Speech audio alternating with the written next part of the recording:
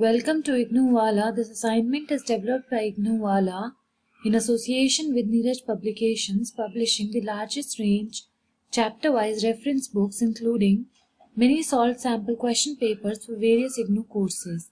So let us begin with the course code BSOC 133, समाज शास्त्रीय सिद्धांत सोशियोलॉजिकल थ्योरीज। हमारे पास पहला प्रश्न है, दरखाइम की एकात्मकता संबंधी धारणा की व्याख्या कीजिए। सामाजिक व्यवस्था को बनाए रखने में किस प्रकार योगदान देती है। दमाइल दरखाइम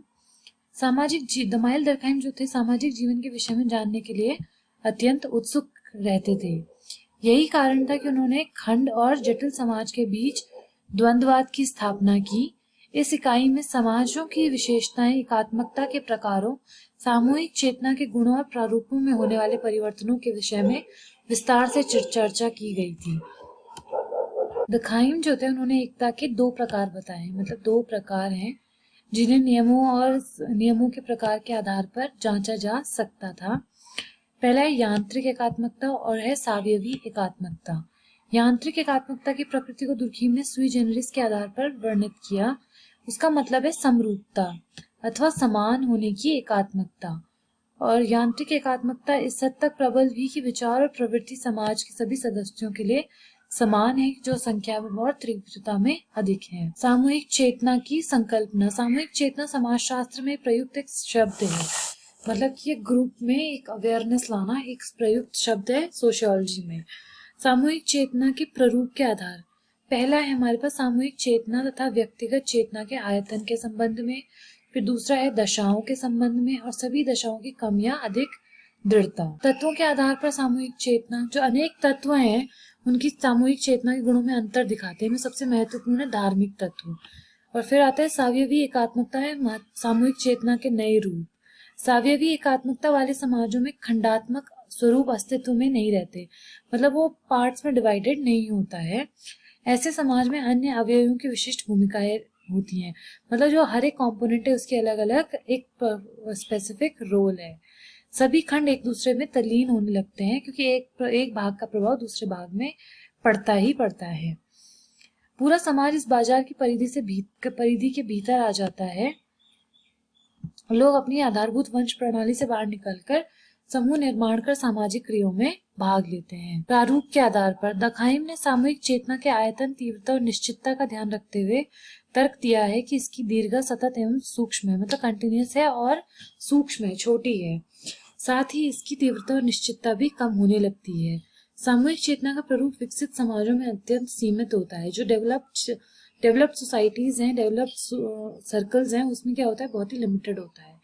विषय वस्तु के आधार पर सावयवी एकात्मकता के अंतर्गत सामूहिक चेतना धर्मनिरपेक्ष, मतलब कि धर्मनिरपेक्ष होती है, ह्यूमैनिटेरियन ग्राउंड्स पे वर्क करती है। ये तथ्य दरखाइम ने professional ethics and civil morals में भी प्रस्तुत किए हैं। फिर आता है वेबर के दृष्टिकोण से तर्कसंगत पाश्चात्य समाज के भविष्य पर चर्चा कीजिए। तर्कसंगति के बारे में वेबर के विचार। तर्क संगति पाश्चात्य संस्कृति की विशिष्टता के रूप में वैज्ञानिक विशिष्टीकरण का प्रभाव है, जिसका उद्देश्य बाहरी दुनिया पर नियंत्रण तथा अधिकार स्थापित करना है। तर्क संगति और संगतिकरण पाश्चात्य सभ्यता। वेबर का तर्क है कि तर्क संगतिकरण में पाई जाने वाली अनेक विशिष्टताएं केवल पश्चिमी देशों में पाई जाती हैं। विज्ञान का अर्थ पश्चिमी देशों में विकसित एवं प्रमाणित किए जाने वाले ज्ञान के भंडार से है।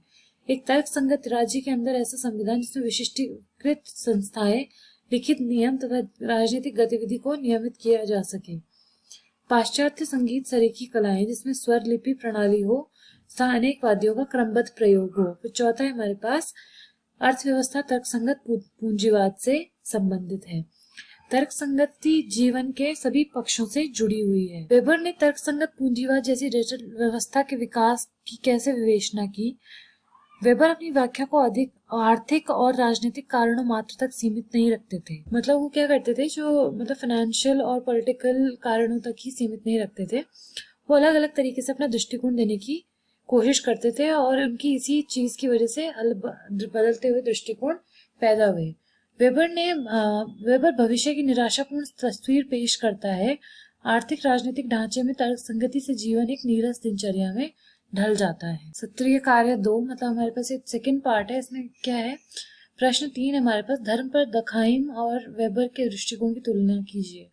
तो विश्लेषण की जो इकाइयां हैं उसमें क्या है, दरखाइम ने धर्म को सरलतम रूप का अध्ययन जनजातीय समाज के परिप्रेक्ष्य में किया है, क्योंकि वेबर ने क्या किया है कि उसने इकाई विश्लेषण की इकाई के रूप में विश्व के विकसित धर्मों का अध्ययन किया, मतलब हर एक यूनिट के रूप। धर्म की भूमिका, फिर है देवता, भूत, प्रेत और पैगंबर। फिर चौथा है धर्म और विज्ञान। फिर चौथा प्रश्न हमारे पास, सामाजिक क्रिया से वेबर का क्या तात्पर्य था। सामाजिक क्रिया से क्या तात्पर्य था, उस क्रिया से उस मानव व्यवहार से तात्पर्य था जो कि समाज के संदर्भ में किया जाता है। समाज के संदर्भ में जो चीजें होती हैं उसको सामाजिक क्रिया का नाम उन्होंने दिया था।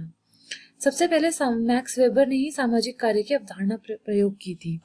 मान्यताओं और मूल्यों की भूमिका, इसमें सबसे मुख्यतम सामाजिक कार्य की भूमिकाएं इस प्रकार हैं। सभी मानवीय का व्यवहार सम्मिलित होते हैं। इसमें मानवीय व्यवहार को व्यक्तिपरक अर्थ मिलता है और इसमें कार्य करे व्यक्ति तथा समूह एक दूसरे के व्यवहार को ध्यान में रखते हैं। चौथा है हमारे पास, यह एक निश्चित दिशा में कार्य करता है। वेबर की सामाजिक क्रिया का सिद्धांत, मैक्स वेबर ने क्या किया था, एक सामाजिक क्रिया का सिद्धांत दिया था। सामाजिक क्रिया ने सामाजिक कर्ता को भी अपने मूल्यों तथा विश्वास को जीने का अवसर प्रदान किया। सामाजिक क्रिया ने सामाजिक कर्ता को भी अपने मूल्यों एवं को जीतने का अवसर प्रदान किया है। सामाजिक क्रिया के प्रकार, तो किसी लक्ष्य के संदर्भ में तार्किक बौद्धिक कार्य या बौद्धिक प्रकार, किसी मूल्य के संदर्भ में तार्किक कार्य अथवा वेटरेंशियल। फिर है परंपरागत क्रिया और सावयवी एकात्मकता में अंतर स्पष्ट कीजिए। यांत्रिक एकता एक व्यक्ति को बिना किसी मध्यस्थ के माध्यम से सीधे जोड़ देती है, जबकि सावयवी एकता में सदस्यों को पारस्परिक निर्भरता उन्हें समाज के में प्रत्यक्ष रूप से जोड़ती है। यांत्रिक एकता समाज में सामूहिक रूप को प्रकट करती है और जो यांत्रिक एकता का आधार समाज में व्याप्त माना जाता है, और जबकि जो सावयवी एकता है वो अलग अलग भिन्न तरीके से भिन्न और स्पेसिफिक मानी जाती है। यांत्रिक एकता के व्यक्तित्व के विकास में बाधक और उसके प्रतिकूल है। इस प्रकार की एकता वाले समाजों में सामान्य भावनाओं एवं प्रवृत्तियों को प्रभुत्व पाया जाता है, और यांत्रिक एकता में जीवन से संबंधित अनेक प्रकार की सामूहिक भावनाओं का प्रचलन पाया गया है। यांत्रिक एकता का संबंध खंडात्मक सामाजिक संरचना से है। यांत्रिक एकता में क्या करते हैं कि जो सामूहिक जो खंडात्मक है, मतलब अलग अलग पार्ट्स में डिवाइडेड है, उस तरह का सोशल स्ट्रक्चर है। अब आता हमारे पास द्वंद्वात्मक भौतिकवाद से आप क्या समझते हैं। द्वंद्वात्मक भौतिकवाद मतलब कि जो उसकी विशेषताएं हैं, आंगिक एकता, परिवर्तनशीलता, और जो मार्क्स ने मानव सभ्यता के इतिहास विकास को दर्शाने के स्थान पर पदार्थ को स्थापित किया। संशोधन को स्पष्ट करते हुए स्वयं मार्क्स का कथन है कि ईगल के लेखन में द्वंद्वाद सर के बल खड़ा है। गतिशीलता, परिमाणात्मक और गुणात्मक परिवर्तन। फिर पांचवा हमारे पास संघर्ष। सामाजिक यथार्थवाद क्या है। सामाजिक यथार्थवाद एक सामाजिक सिद्धांत है, मतलब एक सोशल थ्योरी है जो समाज की वास्तविक स्थिति का वर्णन करता है, जैसा कि वह है न कि जैसा वह हम चाहते हैं। मतलब कि वो इस तरीके से प्रेजेंट करता है कि ये जो थ्योरी है, जो सामाजिक यथार्थवाद की थ्योरी है, जो वास्तविक समस्याओं जैसे कि गरीबी, असमानता और भेदभाव को संबोधित करता है।